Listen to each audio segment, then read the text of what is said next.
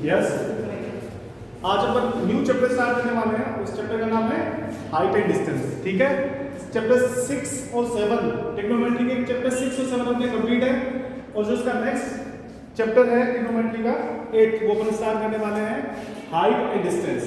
तो बेटा इसमें कुछ वर्ड आएंगे, उन वर्ड का पहले आपको मतलब बताना चाहिए। ठीक है, तो पहले अपन बात करेंगे, एक वर्ड आएगा वर्टिकल, है ना, एक वर्ड आएगा हॉरिजॉन्टल। तो वर्टिकल क्या होता है, हॉरिजॉन्टल क्या होता है? ये देखिए, जो प्लेन अपना जो प्लेन है उसके पैरेलल कोई भी लाइन होगी तो उसको हम क्या बोलेंगे, इसको हॉरिजॉन्टल लाइन बोलेंगे। क्या बोलेंगे? हॉरिजॉन्टल लाइन बोलेंगे। और उसके बाद में हम बात करते हैं वर्टिकल। तो इस हॉरिजॉन्टल में 90 डिग्री का एंगल बनाते हुए कोई भी लाइन आप ड्रॉ करोगे तो उसको हम क्या बोलेंगे, वर्टिकल लाइन बोलेंगे। बात समझ में क्या? हॉरिजॉन्टल का मतलब क्या होता है, वर्टिकल का मतलब क्या होता है, आए समझ में? अब अपन बात करने वाले हैं एंगल ऑफ एलिवेशन। किसकी बात करेंगे? Angle of elevation. Angle of elevation क्या होता है वो सुनिए। ओरिजिनल के साथ, ओरिजिनल से ऊपर की तरफ जो एंगल बनता है, ओरिजिनल के साथ और ओरिजिनल से ऊपर की तरफ, यानी ओरिजिनल लाइन के ऊपर की तरफ जो एंगल बनता है, इस एंगल को क्या बोलते हैं? Angle of elevation. क्या बोलेंगे इसको अपन? Angle of elevation. ठीक है, आई बात समझ में? अब देखिए, ये आपका ओरिजिनल लाइन है और इस ओरिजिनल लाइन से नीचे की तरफ जो एंगल बनता है इसको अपन बोलते हैं एंगल ऑफ डिप्रेशन। क्या बोलते हैं? Angle of depression. Angle of elevation क्या होता है? ओरिजिनल से ऊपर की तरफ जो एंगल बनता है उसको एंगल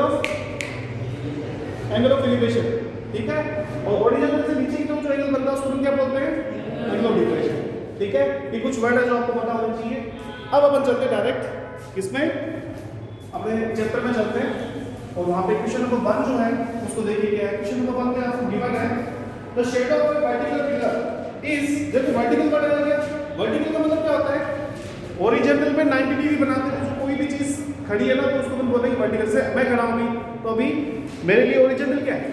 ये प्लेन है, इस प्लेन पे मैं खड़ा हूं तो 90 डिग्री एंगल पे खड़ा हूं। ठीक है ना, तो मैं वर्टिकली प्लेस्ड हूं इस प्लेन के ऊपर। ठीक है, तो देखिए the shadow of a vertical pillar is, तो पहली बात तो ये आपका हो गया प्लेन, और ये हो गया पिलर, और इसकी जो शेडो है, शेडो मतलब छाया। तो जैसे मैं यहाँ पे खड़ा हूँ, आपके यहाँ पे कोई बल्ब जल रहा है और मेरी छाया होगी उनमें, वो प्लेन पे पड़ेगी ना, यानी छाया कौन सी, किसकी शेडो कौन सी दी गई। तो ये तो मान लेते हैं AB कोई पोल है और ये BC है वो उसकी शेडो है। तो ये प्लेन करते हैं x मीटर है, कितनी है? x metre. तो बुक में दे रखा है कि जितनी इसकी हाइट होगी ना उतनी इसकी शेडो की लेंथ होगी, तो वो भी लेंथ क्या देते हैं? x मीटर होगी। इतनी बात समझ आ गई क्या? आपको angle of elevation, angle of elevation यानी ये वाला एंगल जो आपको फाइंड करना वो लेट करेंगे थीटा है। ये क्या है? थीटा है, ये आपको फाइंड करना है। तो कैसे फाइंड करेंगे? अपन लिखेंगे इन राइट एंगल ट्रायंगल, इन right angle triangle ABC, ABC में आप क्या लिखोगे? देखो इस पूरे चैप्टर में क्या होगा, इसमें दो तो साइड होगी, एक होगा एंगल। तीन चीजें होगी ना, तीन चीजों की बात करेंगे, दो तो साइड और एक एंगल। इनमें से कोई दो चीज आपको गिवन होगी और थर्ड चीज आपसे फाइंड करवाएगा। तो अब यहाँ पर देखिए अपने को तीनों चीजें नहीं दे रखी है, मैं कह रहा हूँ दो चीज आपको दे रखी होगी, डायरेक्टली और इनडायरेक्टली। ठीक है, लेकिन यहाँ पर तो तीनों चीजें नहीं दे रखी, ये भी नहीं दे रखी, ये भी नहीं दे रखी, ना थीटा दे रखा, अपने से थीटा कुछ नहीं है। लेकिन अपने को ये और ये इन दोनों में आपको रिलेशन दे रखा ना, तो उस रिलेशन से अपना काम बैठ जाएगा। ठीक है, बाकी नॉर्मल बाकी क्वेश्चंस में क्या होगा, दो साइड आपको दे, एक साइड आपको दे रखी होगी, एंगल दे रखा होगा, एक दूसरी साइड आपसे पूछेगा। समझ रहे हो? चलिए, तो अपन क्या करेंगे, जो दो साइड की अपन बात कर रहे हैं या जो साइड आपको दे रखी है, जो आपको फाइंड करनी है, उनका आपको रेशियो निकालना है। यानी अभी अपन बात करते हैं AB और BC की। मैं यहाँ पे लिखने वाला हूँ AB upon BC। AB theta के ठीक सामने वाली साइड को क्या बोलते हैं ट्रिग्नोमेट्री में? परपेंडिकुलर बोलते हैं। और 90 के ठीक सामने वाले को क्या बोलते हैं? हाइपोटेनस। और जो रिमेनिंग साइड है किसको क्या बोलते हैं? बेस। यानी AB अपॉन BC, ये AB क्या आपके पास परपेंडिकुलर है और ये क्या आपके पास बेस है। तो परपेंडिकुलर अपॉन बेस क्या होता है ना? ये देखिए, पाकिस्तान भूखा प्यासा, हिंदुस्तान हरा भरा। जब ये चैप्टर करो तो अपने बुक में, अपनी नोटबुक में ऊपर ऊपर ये आपको लिख के रखना है। ठीक है, अभी क्या करना पड़ेगा? यस, तो अब देखिए यहाँ पे अपनी नोटबुक में आपको ऊपर ये लिख के रखना है क्योंकि इसकी जरूरत पड़ेगी, हर क्वेश्चन में जरूरत पड़ेगी। तो P अपॉन B नंबर 3 पे आता है। नंबर 3 पे क्या आता है? Sine cos ten. Tan theta आता है, तो यहाँ पर क्या पुट करने वाले हैं, is equal to tan theta, is equal to tan theta. AB की जगह पर x सिलेक्ट किया तो यहाँ पे x पुट कीजिए, BC की जगह पे आपने x सिलेक्ट किया यहाँ भी x पुट कीजिए, is equal to tan theta. x cancel हो गया, आंसर आ जाएगा 1 is equal to tan theta. अब आपने जब 6 चैप्टर किया था तो वहां पे एक इंडेक्स बनाई थी ना, तो वहां पे आपने लिखा था sin theta, cos theta, tan theta, है ना, cos 0 degree, 30 degree, 40 degree, 45 degree, 60 degree, 90 degree से लिखा था ना। तो यहाँ पे देखिए tan की लाइन में 1 कहां पे आता है, tan की लाइन में 1 यहाँ आता है, तो आप देखोगे ना तो ये 45 पे आता है, tan 45 पे आता है ना। तो आपको यहाँ tan देगा तो आपको tan की लाइन में जाना और चेक करना है कि 1 कहां आता है, तो आपको पता चलेगा tan 45 की जो वैल्यू होती है वो कितनी होती है, 1 होती है। तो आपको क्या करना है, इस 1 की जगह क्या रिप्लेस करना है, 1 की जगह 45 लिखना है, इसी को tan थीटा। अब लिखोगे ऑन कंपेयरिंग बोथ साइड, क्या लिखोगे, ऑन कंपेयरिंग बोथ साइड, तो कंपेयर करेंगे तो थीटा इज इक्वल कितना आ जाएगा आपके पास, 45 डिग्री आ जाएगा। तो इस तरीके से आप आंसर निकालोगे, थीटा इज इक्वल कितना आ गया 45। तो आपकी जो फर्स्ट शायद 15 क्वेश्चन है वो क्या है, फर्स्ट 15 क्वेश्चन है वो ऑब्जेक्टिव क्वेश्चन है, शायद 10 है क्या, हाँ 10 से 15 क्वेश्चन है वो ऑब्जेक्टिव क्वेश्चन है, हाँ 10 क्वेश्चन है तो ये ऑब्जेक्टिव क्वेश्चन है। तो इस तरीके से मतलब बहुत इजी क्वेश्चन है, आप कर सकते हो आराम से, ठीक है, समझ में आया। चलो एक क्वेश्चन और करते हैं अपन। नेक्स्ट ये क्वेश्चन फर्स्ट था, क्वेश्चन सेकंड देखो क्या है। क्वेश्चन सेकंड में क्या गिवन है, देखिए क्वेश्चन सेकंड में गिवन है from a point on the ground which is 100 metre away from the foot of the tower. तो बेटा क्वेश्चन आप बिना रीड की ग्राउंड तो बनाई दो, ठीक है, ग्राउंड बन गया। अब क्या बोला हुआ है इसके अंदर, दोबारा लिख देते हैं from a point on the ground, ये लो मैं एक पॉइंट लेता हूं ग्राउंड में और इसका नाम रखता हूं सी, ठीक है, which is 100 metre away from the foot of the tower, जो 100 मीटर अवे है किसी टावर की फुट से, तो ये टावर हो गया एबी और किससे 100 मीटर अवे है ये कोई पॉइंट सी, बात समझ गई, ठीक है। आगे क्या बता रखा है, the angle of elevation of the top of the tower is 60। इस पॉइंट से इस टावर का जो टॉप है उसका एंगल ऑफ एलिवेशन कितना है, वो आपको 60 डिग्री बता रहे हैं। आया क्या समझ में, आपको क्या फाइंड करना है, then height of the tower is, तो इस टावर की हाइट कितनी होगी, मैंने क्या कहा था कि दो साइड और एक एंगल, तीन चीजें होंगी इस क्वेश्चन में। तो दो साइड एक तो आपको गिवन होगी, एक आपको फाइंड करनी होगी और एक एंगल आपको दे रखा है, ठीक है। साइड तो ट्रायंगल में 3 है लेकिन अपने को 2 यूज करनी है, एक तो हमें दे रखी होगी, एक हमें फाइंड करनी होगी, ठीक है। तो जो फाइंड करनी है वो और जो दे रखी है वो, उसका रेशियो ले लो और वो रेशियो क्या बनाता है, sin थीटा बनाता है, cos बनाता है, tan बनाता है, cot बनाता है, sec cosec, ये कौन बताएगा, ये नहीं बताएगा। इसको देख लो, उस रेशियो को देख के आपको सामने लिख दो और जो आपकी टेबल है उस टेबल में जाके वैल्यू पुट कर दो, इतने में आपका आंसर आ जाएगा। बहुत इजी चैप्टर है, बहुत आराम से हो जाएगा। बस दिक्कत ये होती है कि आपको क्वेश्चन को रीड करके फिगर बनाना आना चाहिए। क्वेश्चन को रीड करके अगर आप ढंग से फिगर बना लिया तो आपको ये चैप्टर बहुत इजी लगेगा। तो चलिए अब हमें ए भी फाइंड करना है, मतलब height of the tower find करनी है। चलो करते हैं। तो ये जो फाइंड करना मैं उसको ऊपर लिख लेता हूँ और जो दे रखा है मतलब बी से आपको गिवन है तो बी से नीचे लिख लेता हूँ। तो ये क्या है, थीटा के सामने वाली साइड होती है परपेंडिकुलर, 90 के सामने वाली होती है हाइपोटेनस और रिमेनिंग साइड क्या होती है बेस। तो यहाँ पे ए बी आपको गिवन नहीं है, ए बी आपके पास है परपेंडिकुलर और बेस आपको गिवन है 100 और परपेंडिकुलर और बेस क्या होता है अभी भी अपन देख के हैं क्या होता है tan थीटा होता है। यहाँ पे अपन क्या पुट करने वाले हैं tan थीटा। बेटा ए बी की जगह ए बी पुट करो, बी सी की जगह 100 लिखो क्योंकि इसकी वैल्यू 100 गिवन है और tan थीटा थीटा की वैल्यू पास कितनी है 6 डिग्री और tan 60 कितना होता है, tan 60 होता है √3। tan 60 कितना होता है भाई, tan 60 होता है √3। तो ये लीजिए √3 tan 60 की हम √3 पुट कर देंगे और ए बी अपॉन वाला जो 100 है नेक्स्ट में क्या हो जाएगा मल्टीप्लाई में चला जाएगा उधर। ए बी इक्वल कितना आ जाएगा 100 √3 मीटर। ये लीजिए इस ये जो भी है टावर है या बिल्डिंग है तो इसकी हाइट कितनी आ जाएगी 100 √3 मीटर आ जाएगा। ये लीजिए ये आपका आंसर आ गया, समझ में आ जाएगा है ना। बहुत इजी क्वेश्चन है। आपको करना क्या है, आपको ये देखना है कि कौन सी साइड आपको फाइंड करनी है, कौन सी साइड आपको गिवन है और एंगल कितना है, ठीक है। जो फाइंड करनी है उसको ऊपर रख लो, जो दे रखा है उसको नीचे रख लो और वो रेशियो देख लो क्या होगा P B P या अपॉन H H B से पूछ लो कौन सा रेशियो होगा, वो रेशियो सामने रखो। थीटा यहाँ पुट करो, थीटा वैल्यू पुट करके sin 30 cos 30 जो भी आपका आता है वो टेबल में देखो, वैल्यू पुट करो, वैल्यू पुट करके कैलकुलेशन करो, आंसर निकालो। इतना इजी क्वेश्चन है। ठीक है, आगे होगा समझ में। चलो नेक्स्ट क्वेश्चन करते हैं। नेक्स्ट जो क्वेश्चन है वो क्वेश्चन आपका कौन सा है? थर्ड। क्वेश्चन नंबर 3 देखो उसमें क्या है। क्वेश्चन नंबर 3,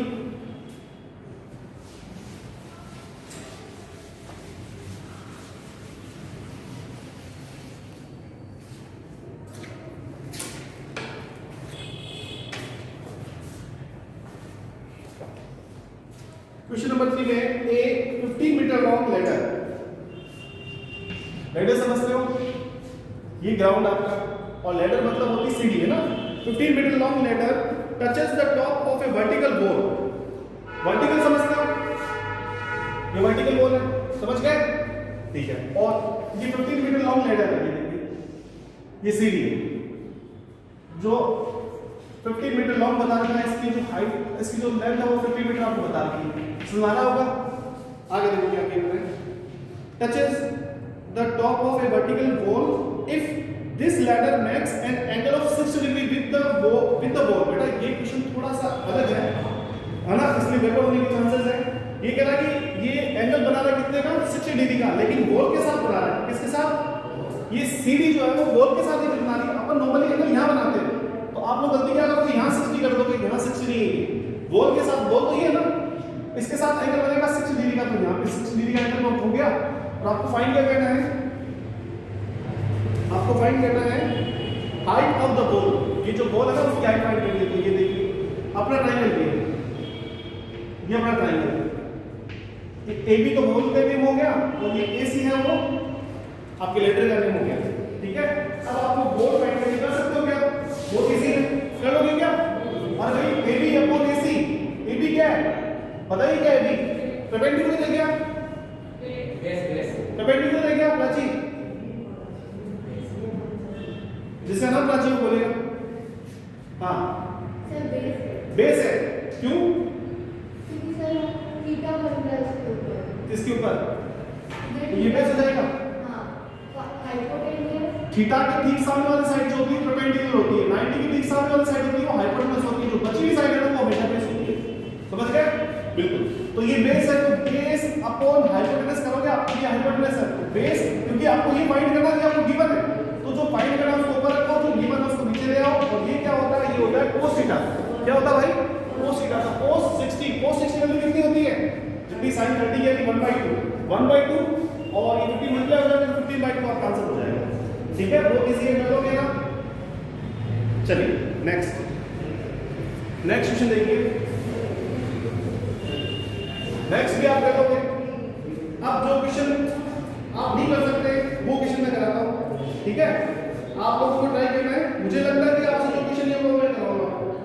मुझे लगता है क्वेश्चन नंबर 5 आपको बताना चाहिए। तो क्वेश्चन नंबर 5 देखिए, इसमें क्या गिवन है? A bridge over the river makes an angle of 45 degree with the bank of river. If length of bridge above the river is 150 meter, then breadth of river will be। देखिए question क्या कहना चाह रहा है वो मैं आपको explain कर दूं। क्वेश्चन नंबर 5 की बात कर रहे हैं। ये तो आपकी है रिवर, ठीक है, ये रिवर है, और उसके बाद में इसके ऊपर से ब्रिज जा रहा है, ठीक है ना, और ब्रिज के उस पार्ट की लेंथ जो रिवर के ऊपर से गुजर रहा है वो आपको बता रखी है 150। ये 150 है, यहां से लेके यहां तक ब्रिज की जो लेंथ कितनी है?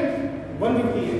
और ब्रिज और रिवर का जो बैंक है उसके बीच में एंगल बन रहा है 45 का। कितने का? 45 का।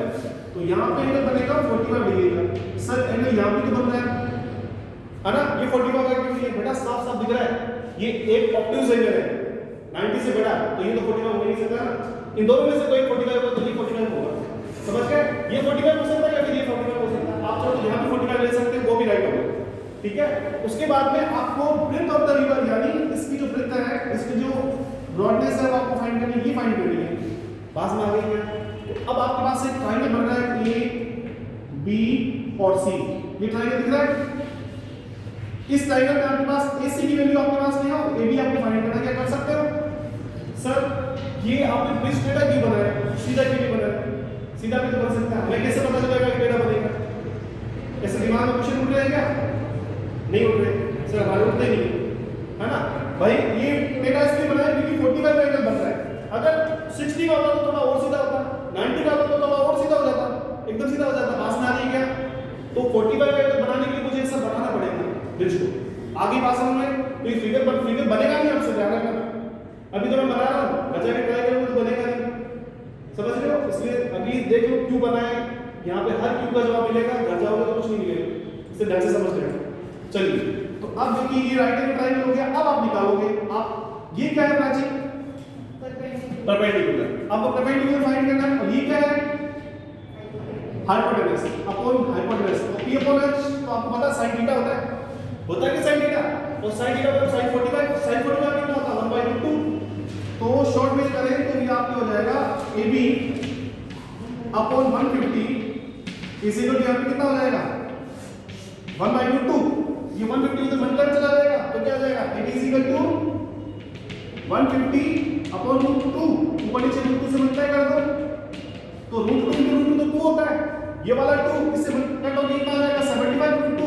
ये लीजिए, तो आपके पास AB की वैल्यू कितनी आ जाएगी 75/2 मीटर। इज दैट क्लियर और नॉट क्लियर? ये शॉर्ट में बताया है, आपको बेहतर समझा है। तरीका क्या है? इन right angle triangle ABC, AB upon AC, ऐसे लिखोगे, बाद में इज इक्वल टू लिखोगे परपेंडिकुलर अपॉन हाइपोटेनस, जैसा कि मैंने फर्स्ट क्वेश्चन किया था, उसी तरीके से करना है। कर सकते हो? कोई प्रॉब्लम है? नहीं है? आगे चलें? चलो,